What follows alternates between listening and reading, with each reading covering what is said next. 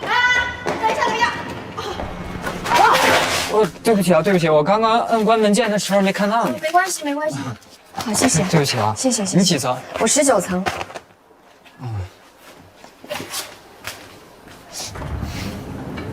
哎，你也去19层啊？啊，19层是我们律所，你是去咨询的吗？算是吧。那你有没有找到律师啊？没有。那你要不就咨询我吧？啊，你好，我是全景律所罗宾律师的助理黛西。你好，你好，你好，你好，你好。不是我是替我同学来咨询的。啊，对你同学，你同学，他喜欢艺术，所以他就拿家里给他上法学院的钱去学了艺术。现在钱要花完了，他想问家里再要一些，可是家人知道真相了以后就不愿意给了，对不对？主要是我爸不同意，其实我妈是同意的，她从来都不勉强我。但我爸呢，他就是个暴君，他……我说的是我同学他爸。所以我同学就想知道，他该怎么样完成学业。他就差1年就毕业了，但是他爸死活就不掏1分钱。说句实话，因为你同学欺骗爸爸在先，所以老父亲悲愤交加，这算咎由自取。你是不了解我爸那个人，我爸那个人固执得很，全家都得听他的，连我妈都得听他的。我要是一开始就跟他说我不读法学院，去读艺术学院，他肯定暴跳如雷，早就不给我1分钱了。你到18了吗？我21了。那你就没有办法强迫你父母给你交学费了。我爸不愿意给，但是我妈愿意啊。这主要是我妈身体不太好，她很早就不上班了，所以钱都在我爸手里。当然也都是他赚的。我说的是我同学家的家庭情况。我明白，我明白。我就跟你说一点，虽然说你妈妈不上班不挣钱，虽然说钱都是你爸爸挣的，那也叫夫妻共同财产。不能说你妈妈没有上班没有挣钱，她就没有资格去花钱，没有资格去做任何的决定。即使他们离婚了，其中至少有1半的钱还都是你妈妈的呢。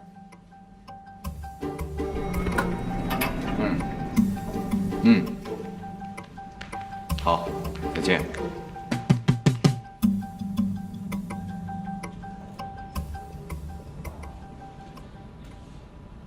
我就是提供一点小小的可能性而真的已很感谢，并不是最终的，就是一点点可能。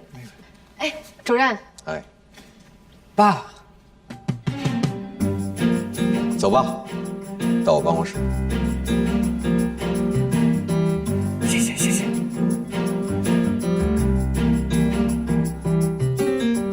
你怎么能给他儿子出离婚析产的主意呢？我知道这是他儿子啊！不是丽娜姐，你为什么之前不告诉我？我以为你知道，我怎么可能知道呢？就算你不知道，你也不能随随便便给人家出主意让人家离婚呀！哎呀，是他把他爸说的特别的专制，说他跟他妈长期匍匐于他的专制之下。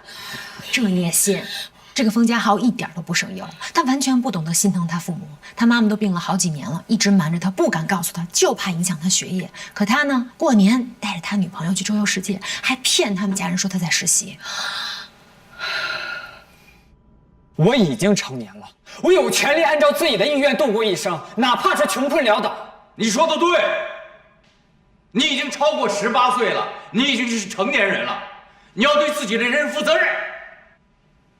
我告诉你，从今往后，生活费、学费最好你自己解决，记住。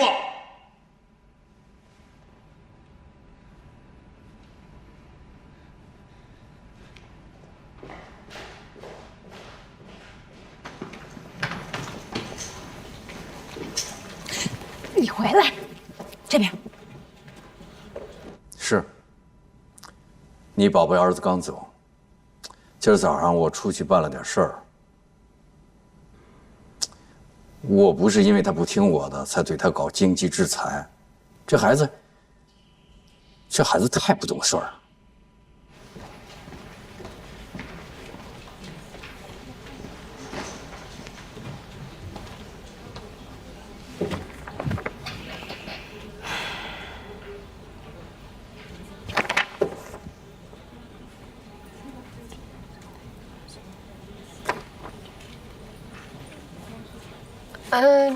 这是什么呀？这是？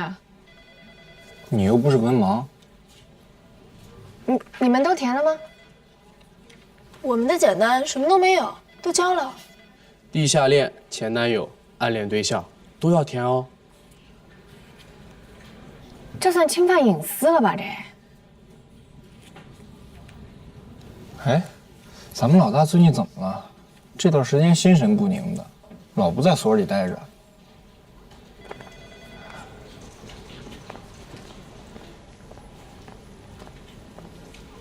我怎么到现在都没看罗宾？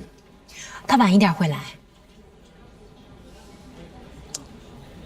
你告诉罗宾，这2天我们家里事儿比较多，律所的事儿，他代管，我就不给他打电话了。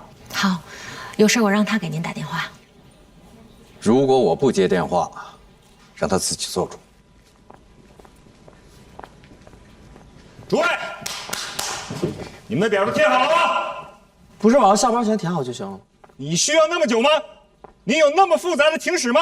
复杂到一直要填到下班吗？我准备开庭的。我有一个问题，说。律所让我们填写的这些个人信息，涉及到侵犯员工的隐私问题啊。这上边吧有一些特别隐私的问题，就比如说什么小学同学、初恋情人、暗恋对象什么的。那这些是不是应该获得利益相关者的同意之后才能披露啊？你敢公然的顶撞我？没有，何在老师。我一直非常好奇，你是什么来头？你之所以拒绝填这张表格，是不是因为你有不可告人的勾当？何塞老师，我真的觉得您应该去看一下心理医生，因为您这是典型。你给我滚出去！你给我滚出去！你不用填这个表格了啊！你被炒了！我不管你的背景是什么，你的后台是什么。今天你和我，要不你在这儿，要不我在这儿，要不你走，要不我走。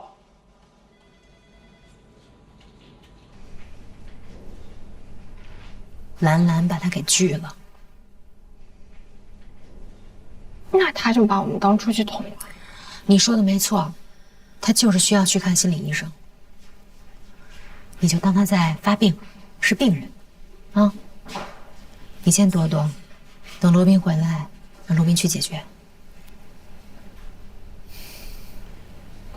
谢谢。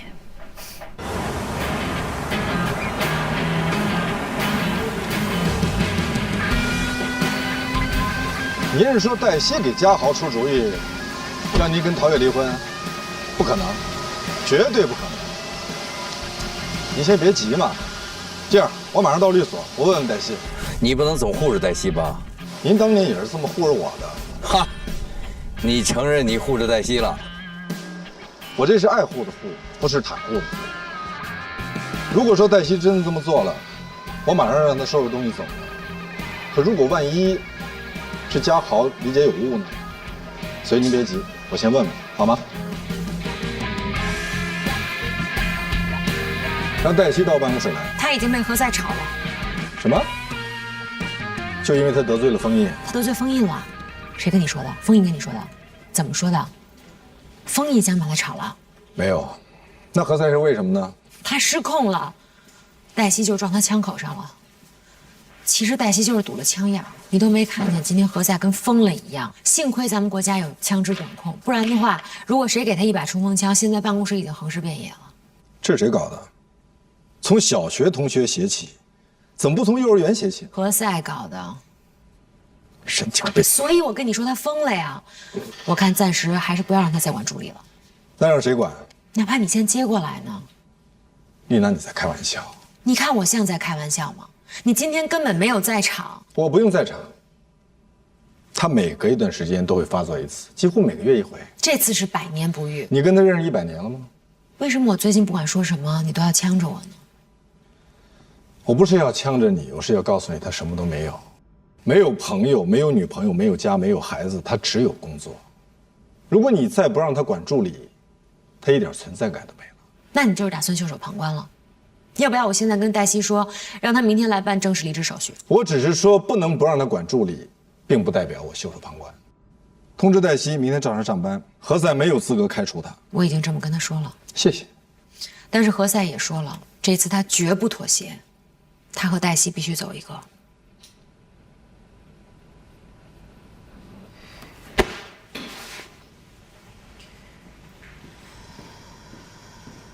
好嘞，我这就过来。我没时间，我只需要5分钟，1分钟也没有。何塞，我父亲晕倒了。对不起，没关系，他是冲我，不是冲你。就因为你顶撞了他吗？对于他来说，这就是背叛。怎么能是背叛？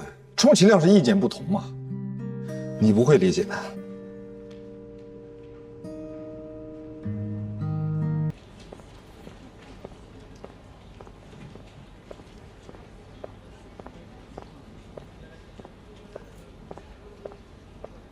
终于等到你，请坐。你应该知道我要说什么吧？大概知道。说说看。为了节省时间，我直接把我的回答告诉你吧。第一，我的当事人不会撤诉，我也不会说服我的当事人撤诉。第二，何塞作为一个成年人，他应该管理好自己的情绪。一，我不是来跟你讨论何塞是否是成年人。二，提醒客户诉讼有风险，是律师的义务。所谓诉讼风险，无非就是我们的官司打输了，季玉给罗琦买房子的钱我们要不回来了。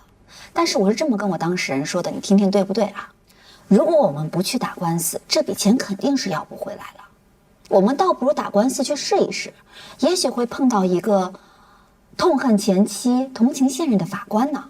我们这笔钱还能要回来，哪怕要回来一部分。最坏的结果就是这笔钱要不回来了，官司输了而已。这不是最坏的结果。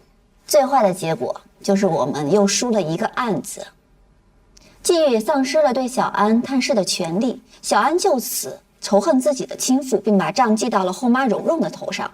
还有最坏的结果，我们也都已经想到了。你和季玉是夫妻，你们没有婚前的协议，这就意味着你在婚后的收入，包括你以个人财产投资取得的收益，你知识产权的收益，你实际取得或者应当取得的养老保险金、破产安置补偿费，都是夫妻共同财产。我想好了，大不了就离。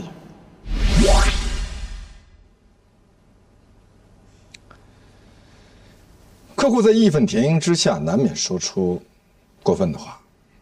但是作为律师，律师的职责不是趁火打劫、煽动仇恨。我没有煽动仇恨，我非常认真地帮助了我的当事人，避免他的利益再遭到损失。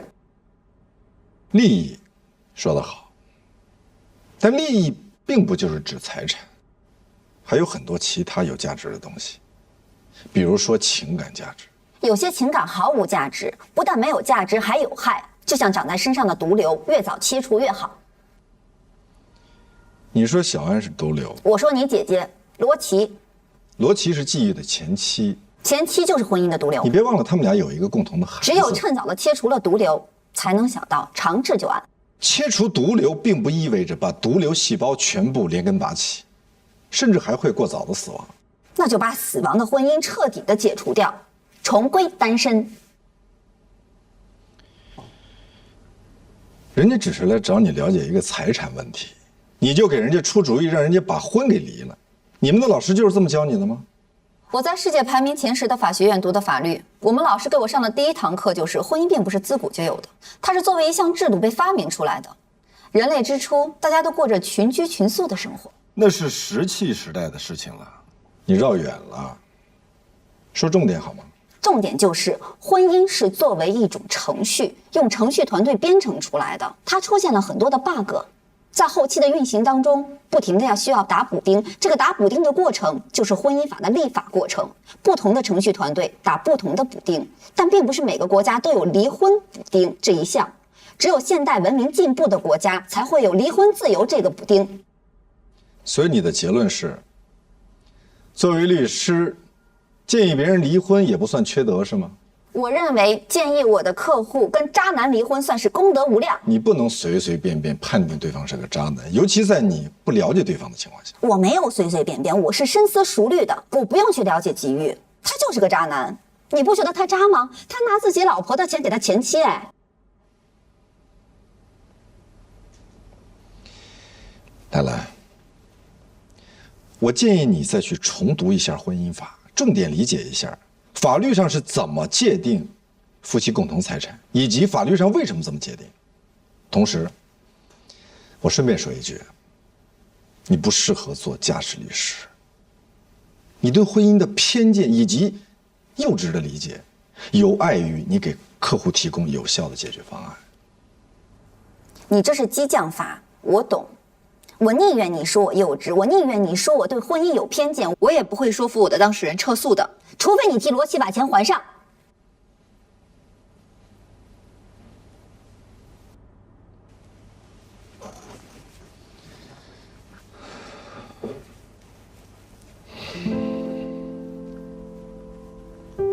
好，我同意。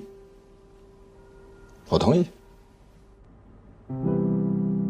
但我有一个条件，这件事情绝对不能让我姐知道。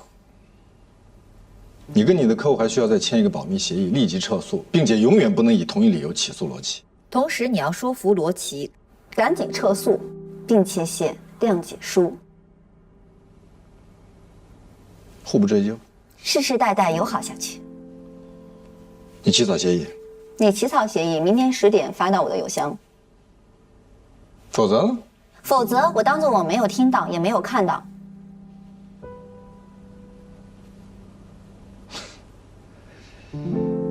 来来，嗯，你跟何塞真是天生的一对儿。你是指哪方面？各个方面，尤其是在六亲不认这一点上。我知道你想说什么。你帮我姐姐争取到了100亿家产，还帮我拿到了我来全景的第1个案子。不过我这个人呢，铁面无私，不，没有你想象那么好。不过你跟何塞真的应该相爱。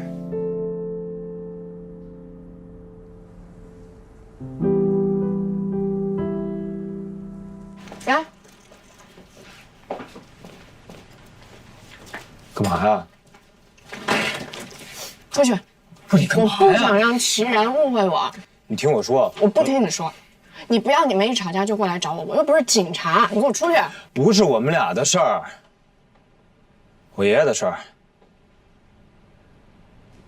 爷爷？啊。你爷爷怎么了？我爷爷又被骗了。什么情况啊？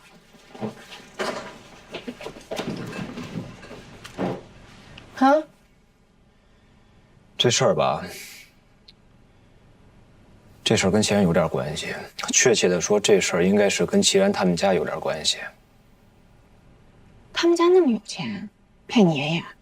他们家主业是做保健品和养生品的。我给你看个东西。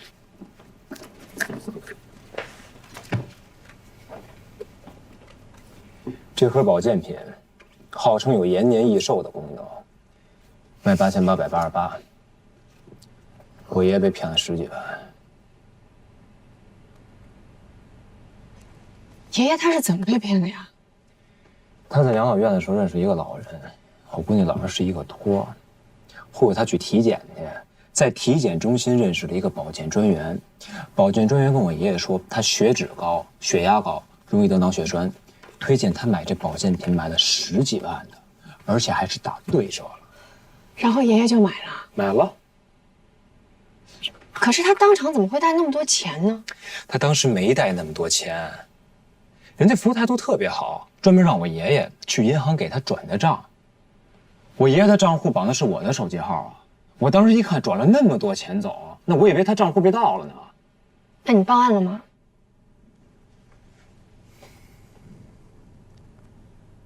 我觉得受害的不是我爷爷一个人，这也不是我爷爷一个人的事儿。我认为他们骗了很多人。齐然怎么说？他说他父亲是靠这起家的，他非常相信他父亲。但是他也跟我说了，